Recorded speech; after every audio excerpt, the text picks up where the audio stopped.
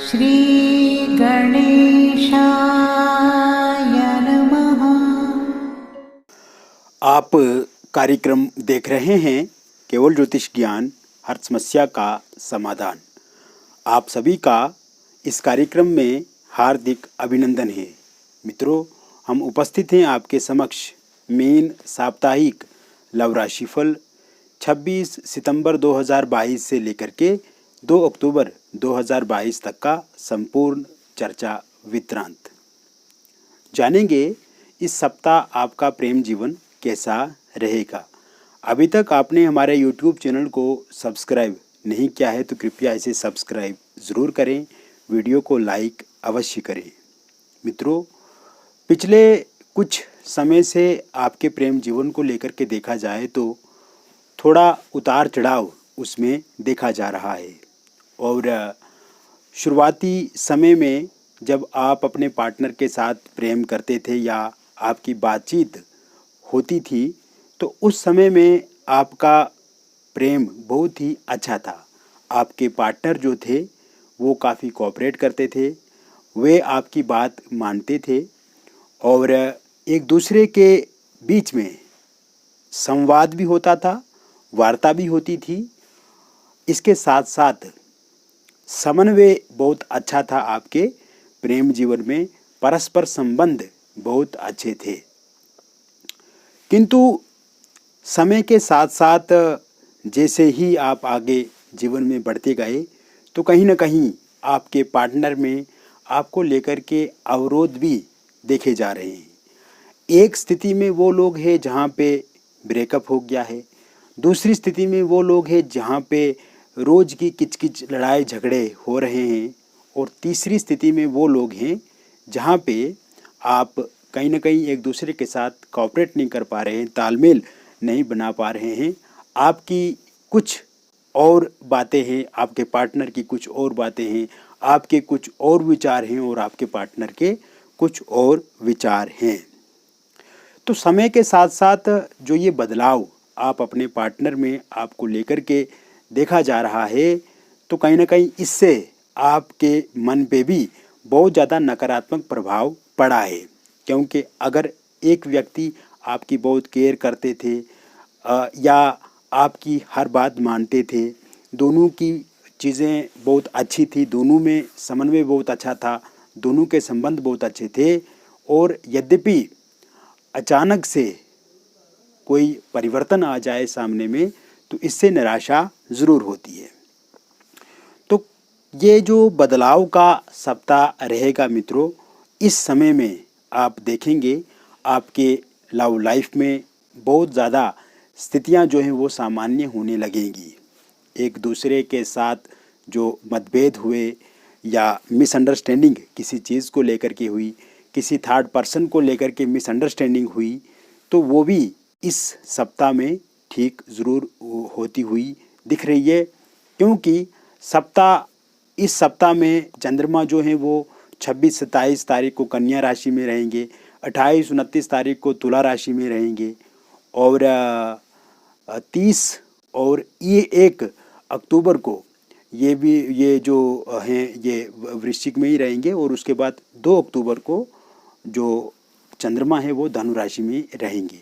तो कुल मिलाकर एक दूसरे के प्रति समन्वय बढ़ेगा, स्थितियां सामान्य होंगी, बातचीत से आप मतभेदों को समाप्त करेंगे, और अगर आपके पार्टनर ने आपको ब्लॉक करके रखा है तो वो अनब्लॉक भी आपको ज़रूर करेंगे।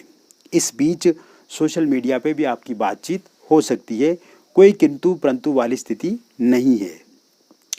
साथ ही साथ मित्रों, मैं आपको बताना चाहूँगा जिन लोगों का ब्रेकअप हो गया है या अलगाव की स्थिति में है या नो कांटेक्ट सिचुएशन में है, और जब आप अपने पार्टनर के साथ बातचीत करने की कोशिश करते हैं तो आपके पार्टनर बहुत ही ज़्यादा गुस्सैल हो जाते हैं या उनमें आपको लेकर के बहुत ज़्यादा गुस्सा देखा जाता है, क्रोध देखा जाता है, या वो आप पे भड़क जाते हैं, और इस समय में वो ये कहते हैं कि उन्हें अब आप इस रिलेशनशिप में आगे नहीं बढ़ना है, वो अपने कैरियर पे फोकस करना चाहते हैं, कैरियर पे केंद्रित रहना चाहते हैं, और वो अब अपना कैरियर बनाना चाहते हैं।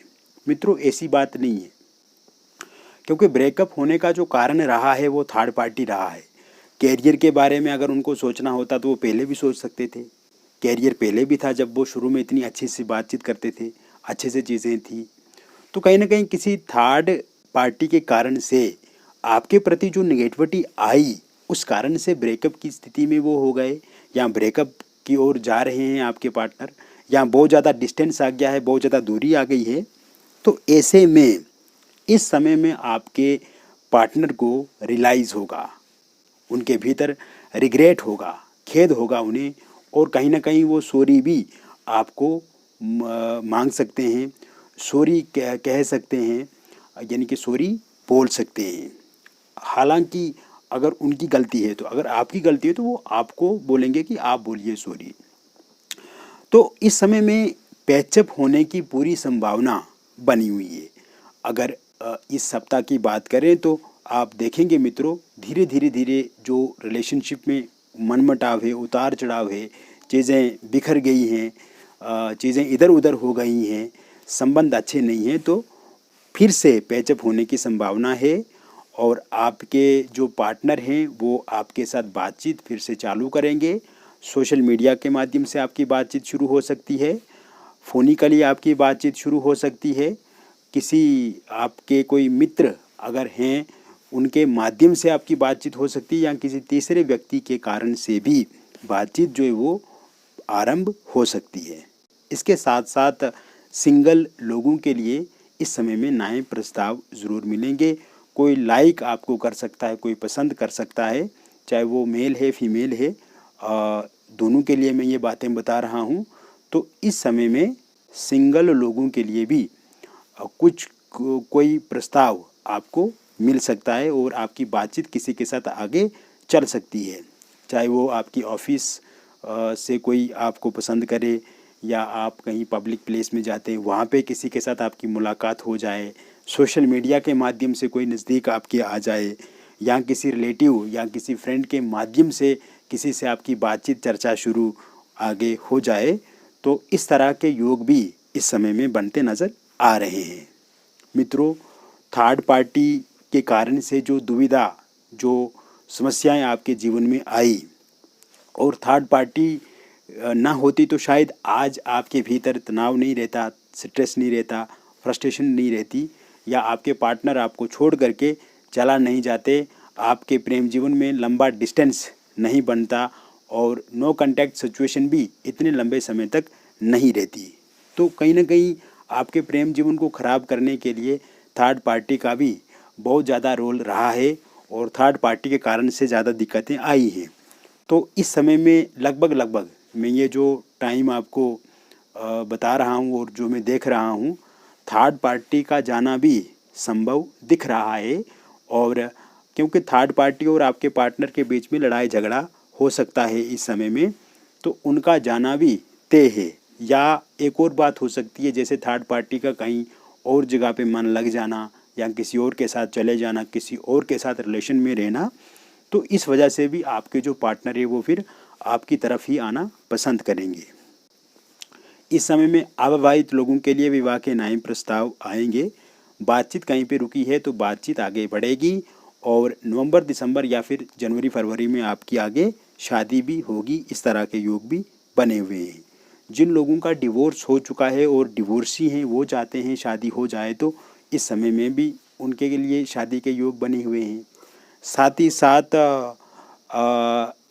इस समय में अगर आपका कहीं रोका या एंगेजमेंट टूट गई है, या पहले कोई टूट गई है, और आप चाहते हैं कि वहीं पे आपका विवाह हो, तो वहाँ पे बातचीत करके आप फिर से वहाँ पे आपका विवाह हो सकता है, ऐसा संभव है। साथ ही साथ मित्रों, मैं आपको बताना चाहूँगा, पति पत्नी के बीच में संबंध अच्छे होंगे। अगर पत्नी आपको छोड़ करके चला गई है, या पति आपका सहयोग नहीं कर रहे हैं, तो इस समय में बातचीत से आप समस्याओं का समाधान करेंगे। पत्नी दोबारा आपके पास आएंगी, पति सहयोग करेंगे।